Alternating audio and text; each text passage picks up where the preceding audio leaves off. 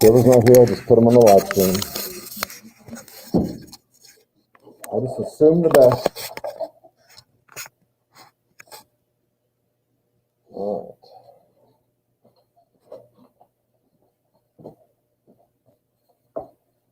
Oh, there was a question I was going to find out the answer to. When you find out who our advisors are. Okay, I found out. Hopefully by the end of this week. Yeah, but it could be Monday. But hopefully by Friday. Okay, I'm going to pick up. I know we've been away from this for a little bit. So just to recap just a little bit. These different levels of understanding how we come to know things, I think it's better to say understand because not all these things are really like knowledge necessarily. That's not it.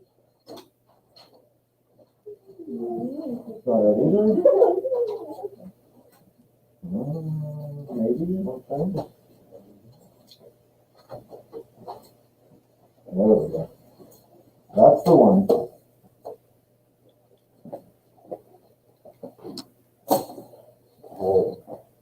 Are those recyclable?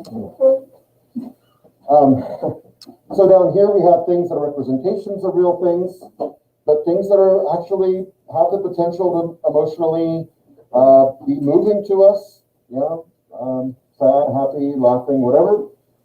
Then we have those things in the real world that they represent.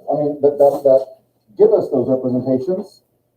So I painted a painting of an elephant, but I stood there in the zoo and I painted it, and you're watching the painting evolve there in front of your eyes, and you also see the elephant right there. You're not going to point at the painting and say, hey, there's an elephant. A real elephant. No, so the elephant's right over there. I'm painting the elephant. And I was talking about this, I know you guys said you talked about, I don't know if you talked about this part of it in psychology, but Piaget did this work. He did a lot of things, right? In psychology, but he did this, it's important for my college learning, was with language acquisition. So I think I asked you if anyone had any little kids, not your own children, unless you do have your own children, I'm not judging. But yeah, when I teach this class at Webster, that's normal. Right, so you can ban my books also, I guess. But if you have nieces, nephews, brothers, sisters, little, I think between the age, I'd say 2 to 4, 2 to 3.5, somewhere in there, depends on the kid. And they go through this what's that stage, and they're starting to attach, words to physical things. And they've been doing this already, but now they're getting a little more technical with it. And Piaget, not living in the computer age necessarily, maybe on the cusp of that, called this a file cabinet theory or something like that, where kids actually make a file, like on an old file cabinet, with real files, like little, and they have little tabs on them, right? So you go to the zoo and you say, and they go by I use one of the zoo examples. You go by the horse, some horses in a pen. Kid says, what do those kids say? What's that? And mom or dad says, that's a horse. And so the kid makes a file for horse. And he puts some information on that file. Okay, 4 legs, tail, long nose, about this high, whatever he sees. Spotted, solid, okay. A little while, he'll go back and he makes a file. Maybe he sees a horse that's like a different color or spotted or has some other coloring on it. And he might ask again, what's that horse? What's that? And that's a horse also. So he'll go back to that file and add some more information to it. Oh, but it can also be brown with white spots or white with brown spots.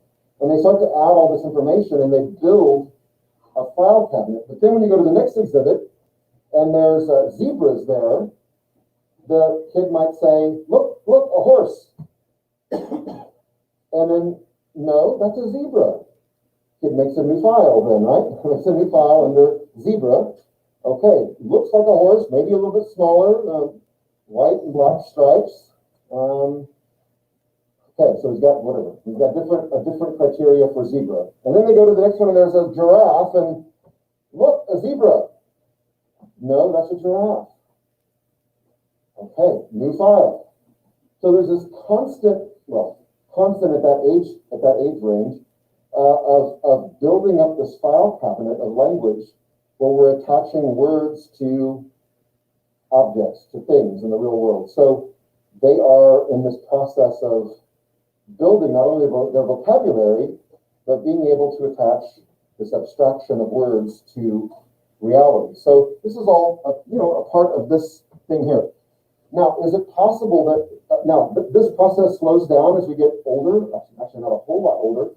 It slows down, and the older you get, the less and less like new information you take in that you haven't ever heard before. Like you pretty much got animals down. I mean, you might even be able to identify animals you never have seen in real before, like you've seen them on a picture or on TV or something, and oh, that's a terrapin, that's an aardvark, Have you ever seen art? No, I've never seen one in real life, but that's an aardvark. That's an anteater. But we attach, but you learn that someplace way back, even that.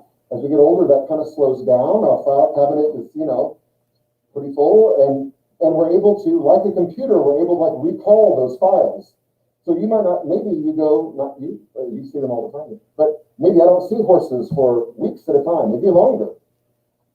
But it's not like I forget, like the file gets deleted or something. I can recall that that's a horse, even if I hadn't seen one for a long time. Or how can I see hippopotamuses, giraffes for that matter. However, I had a summer job, like my first or second year teaching here at the zoo, and I got to work on the train. And I was the guy who gave the little spiel on the aren't you guys impressed? On the PA, I used to remember, I had to memorize this long, And on your right, there's the reticulated giraffe. So. The alfalfa tortoises are the oldest living creatures in the zoo. That was a good gig, Had to make a stop like every few minutes where you can get off the train and get something to drink, some more popcorn or whatever. You help old ladies on and off the train, and act like you're real polite. It's good. It's good PR for the zoo. I like the zoo. That's why you might notice that people like the zoo examples. Okay, so this is we're all kind of familiar with this, right? I mean, maybe you never had this verbiage put to it about Piaget and the file cabinet and all that, but we understand people are attaching words to things. But this is a level of perception.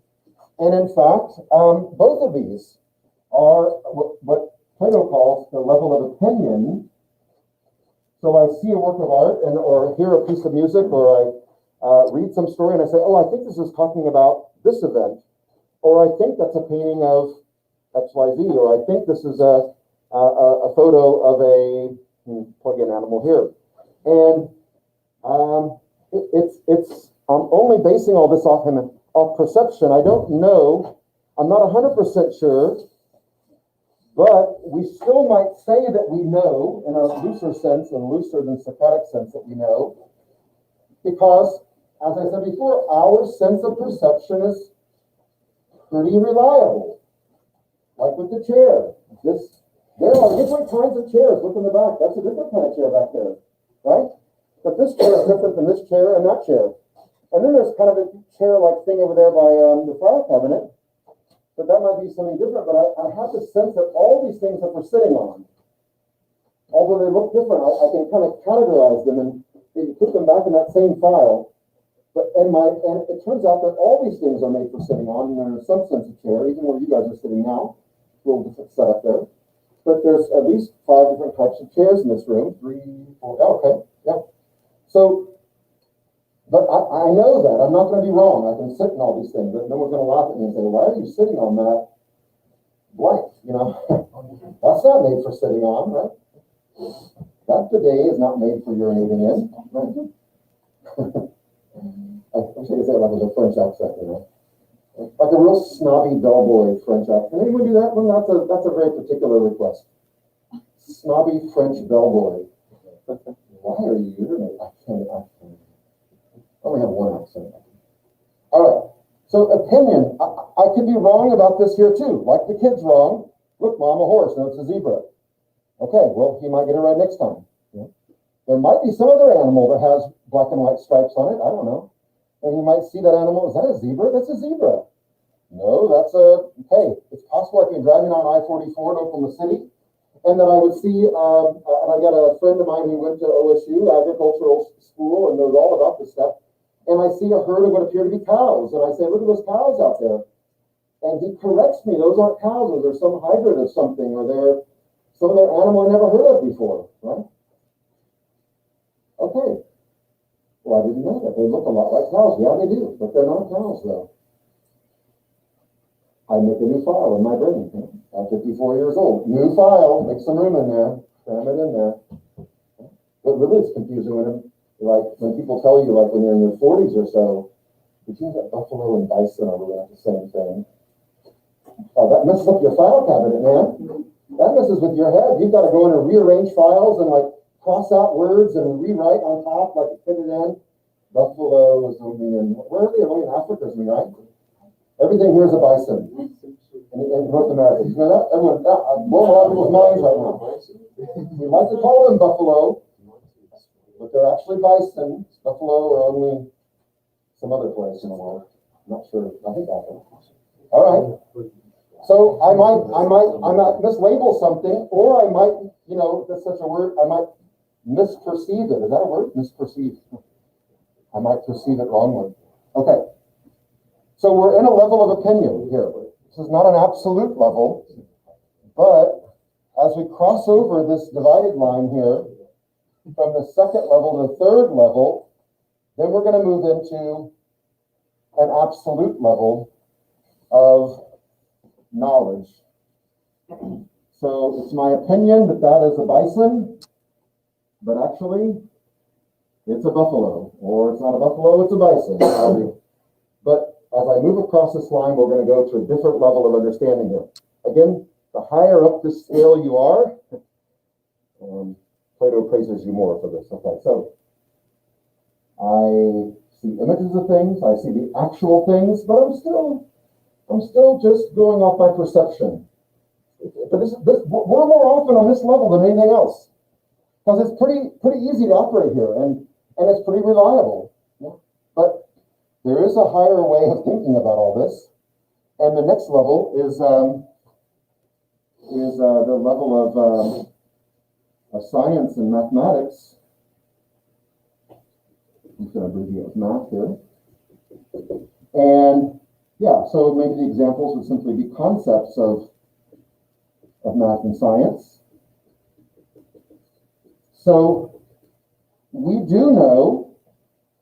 I might see a donkey and call it, I think it's a donkey, but it's actually some other, like a mule deer or something, You seen a mule deer before? Right, so I had never seen a mule deer ever. I don't think I'd ever heard of a mule deer until about 15, 20 years ago, maybe, in Colorado. They're all over the place there. Lawn through your front yard, suburbs. But I never had seen one. And I thought it was a mule. I thought it was a donkey or, some other thing. But I don't really know what it is. I'm not sure where it came from. Is it part mule, part deer? Is like cat dog? Or is it part mule, part deer? Is that, I don't know. Anyone know? Oh, somebody knows. Somebody knows on this level what a mule deer is. They know what makes a mule deer as opposed to a mule or a deer or a horse or whatever else is mixed in there. They can tell you. They can tell you what it is. Scientifically tell you what differentiates a mule deer from whatever its other relatives are, or what it might appear to be in your perception. They can tell you on this level. So, again, I'll go back to my non-existent friend who has all these great degrees in agriculture, and I say, yeah, well, that's some kind of mule. No, it's a mule deer. Okay? But he doesn't want to get into it because it's too technical. I wouldn't understand it. But he can tell me, like, what makes that thing what it is and what differentiates it from other things, because he knows. Because in that area, he's operating on this level, the scientific level, where I wouldn't understand what he's talking about because I explained it to me. So I can illustrate this best in a philosophical cartoon I saw. And I gotta tell you, philosophy humor is so funny. Don't even get me started.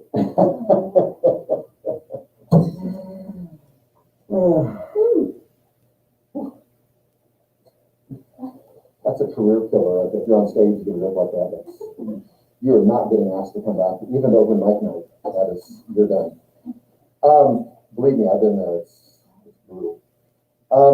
So in this comment, Plato, of all people, who's preaching the gospel and moving up the rungs of the ladder here, goes to buy a horse.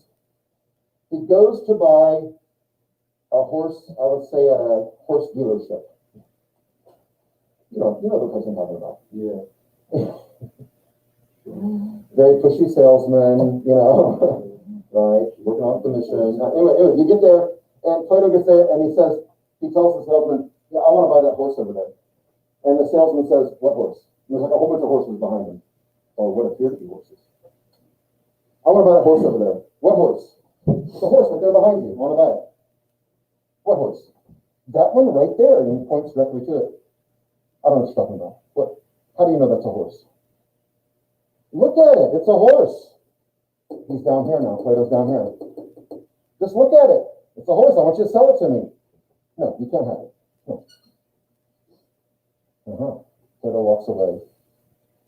For some reason, I guess there's a lack of horse dealerships in the area. He goes back to the same horse dealer again the next day and says, "I want to buy that horse." "What horse?"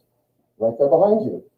"How do you know that's a horse?" And then in the next block, Plato says, and it's longer than I remember, it's like, "Well, I know it's a horse because it's a domesticated quadruped with 32 chromosomes." And he goes on and on and on with this big long list of things that makes, dare I say, a horse a horse. Of course.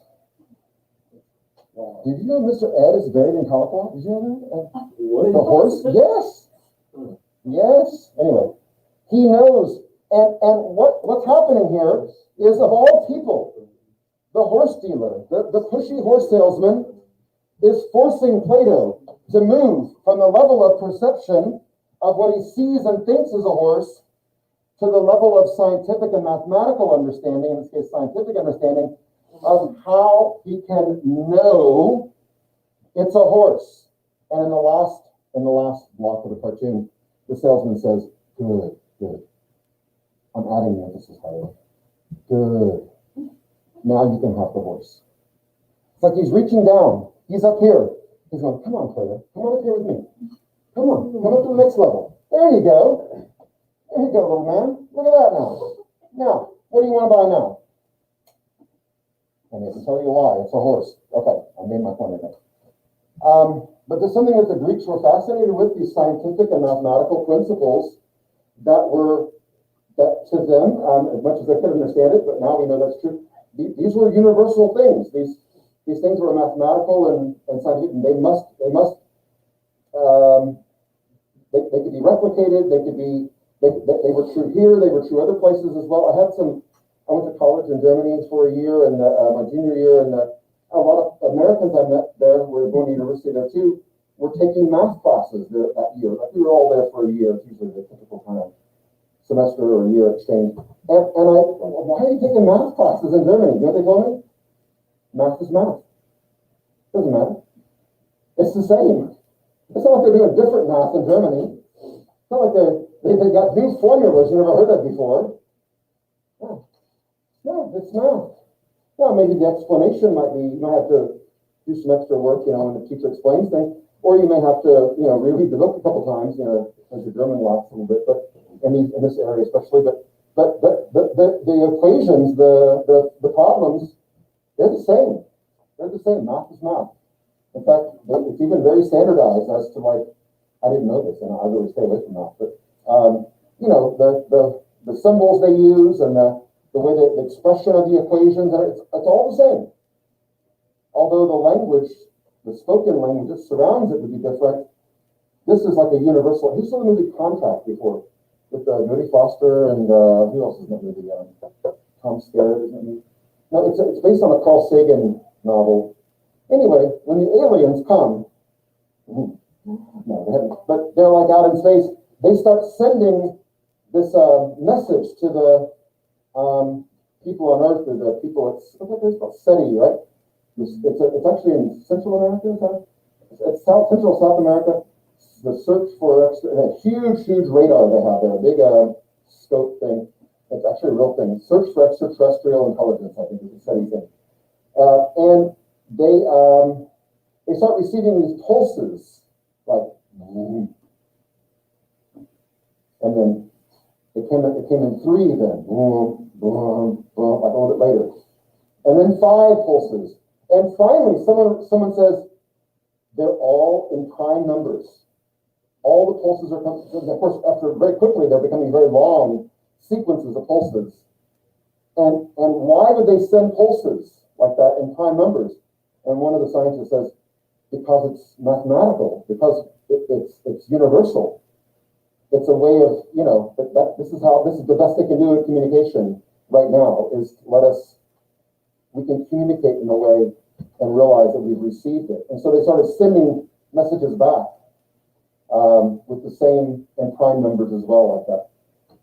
Well, I'm not saying the aliens are doing that, or they have done it, or they will do it, but that's an interesting way that kind of shows this universality of math. But if a scientist, discovers I guess there could be some exceptions to this maybe, but if a vaccine or whatever was developed over here in this country, for these people here, these human beings here, I don't know.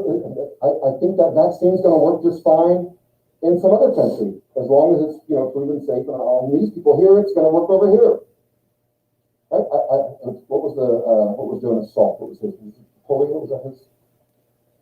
The polio vaccine. Yeah. Was that Jonas Salk? Yeah. So it was developed here in the United States. It was exported all over the world, and polio is all but eradicated around the world. I mean, because it worked on the people that volunteered themselves to be guinea pigs here, and it worked on, and then as they exported it around the world, I mean, so it worked. These are scientific things that applies to all people, and so there's a level. The reason the Greeks are kind of fascinated with this is because there is a huge element of stability here in this level, and I told you from last week sometime, this is one of the things that Socrates, how he defines knowledge. Knowledge is stable. And this is really one of the few, maybe one of the only areas where regular people can attain real knowledge, is on the scientific and mathematical level, and knowledge in the Socratic sense of being absolute and stable. Because as we move up the ladder here, it's going to become a little more esoteric, I guess. Okay.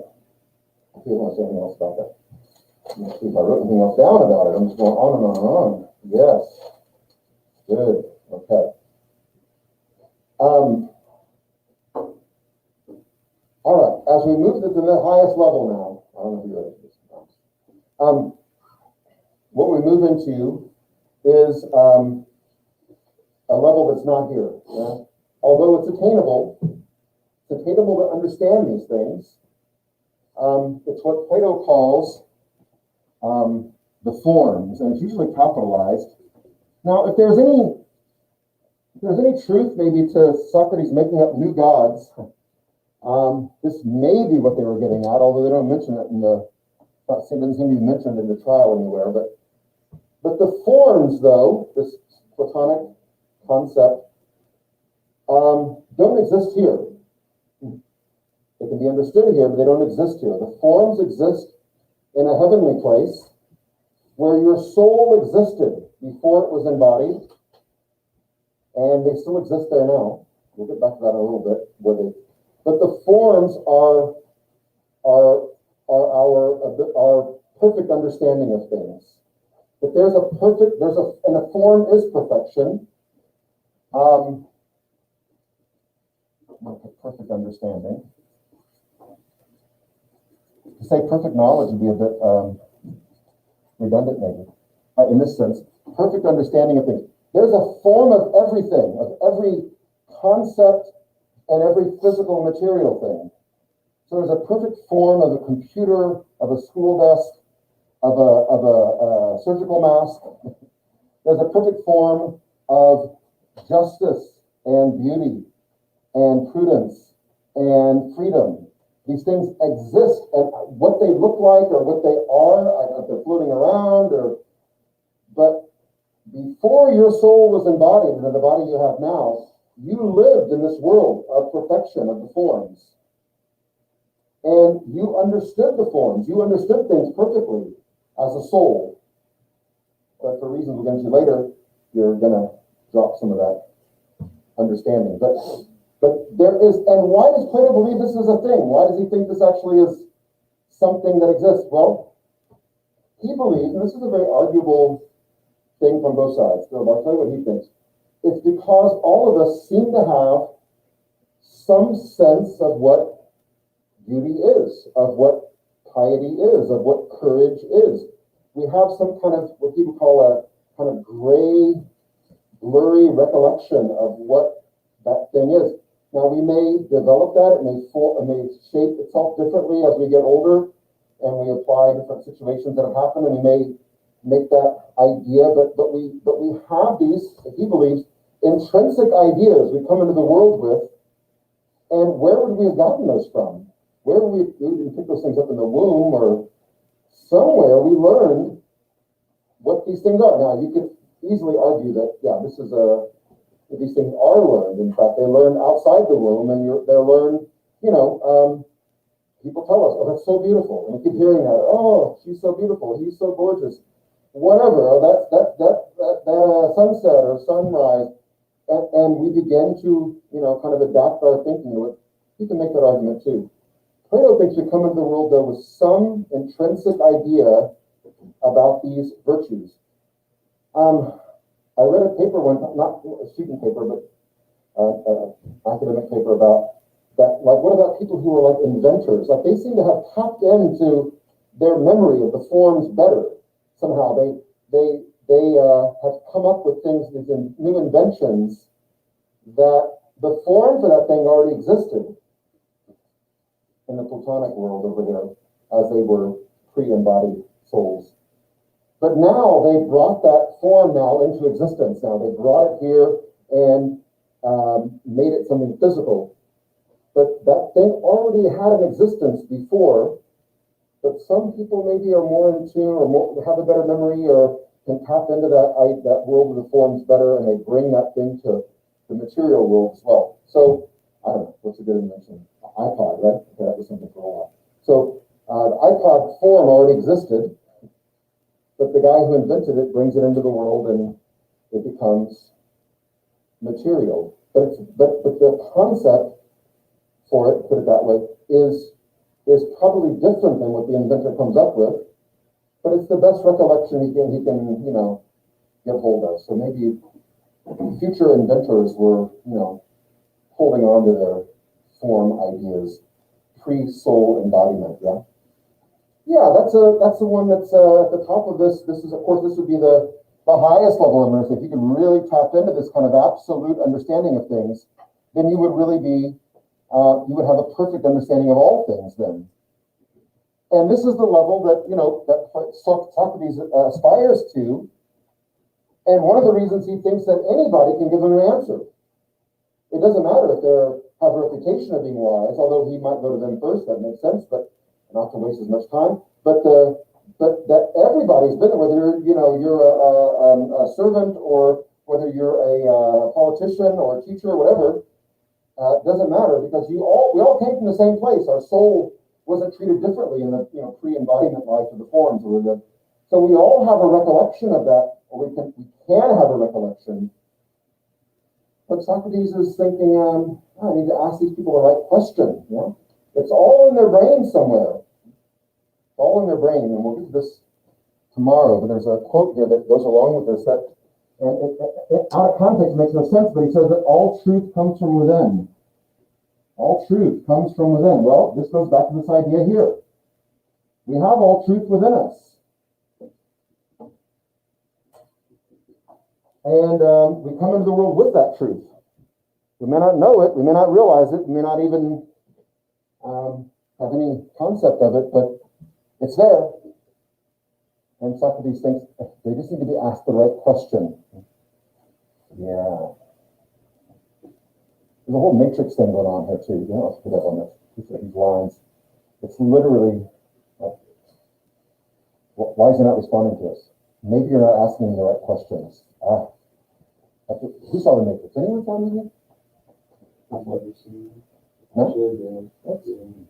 You could do a whole paper on this, right? There's actually quite a bit written about this. The brothers who wrote that and directed it, they've been pretty open about the fact that this is what it's based on. This whole allegory of the cave and this whole thing, and a lot of the lines come right from the. I have a thing I wrote about it, about understanding and where you are in the world and where you think you are, perception, reality, all that. If you've seen the Matrix, you know that's kind of the gist of it.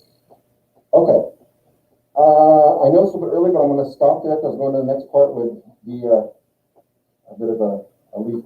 I think I have kind of an idea what I want to do because we have kind of an awkward amount of time. And so our test will be the last day, which is the 12th. Is that right? Is that the last Friday?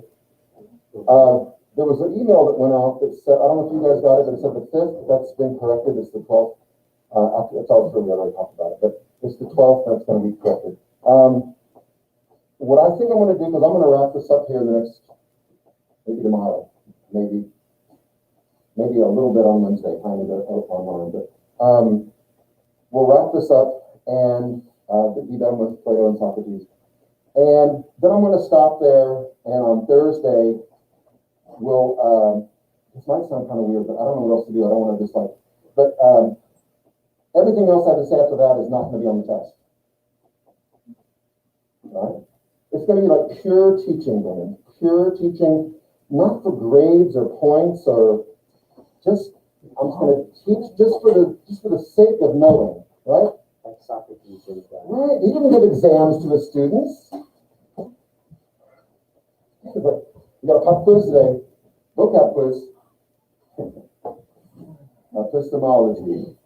Can you spell it? Use it in a sentence, please. And the Greek, it's really hard to spell the Greek. I don't know. It's hard.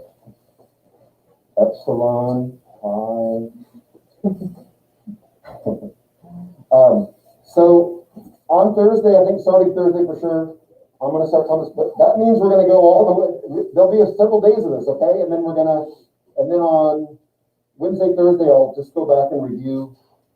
And on the test on the 12th, so gives you this big gap of time here, just kind of listen and soak in what I have to say. But on the 12th, the last day of our class, I'll incorporate some questions from the reading into the test, okay? Now, I could give a separate quiz like attached to the test, but I don't like to do that. Unless you want me to. It'd be another grade, but okay, no. I think it's the last one I gave, right? Did I post it online? Okay. I think that's what I said. That's my perception of it, but I don't know. Yeah, go back and check the email or on my cash app, what you said. That's my plan, okay? So, it may feel a bit awkward, that's what we're going to do there. All right.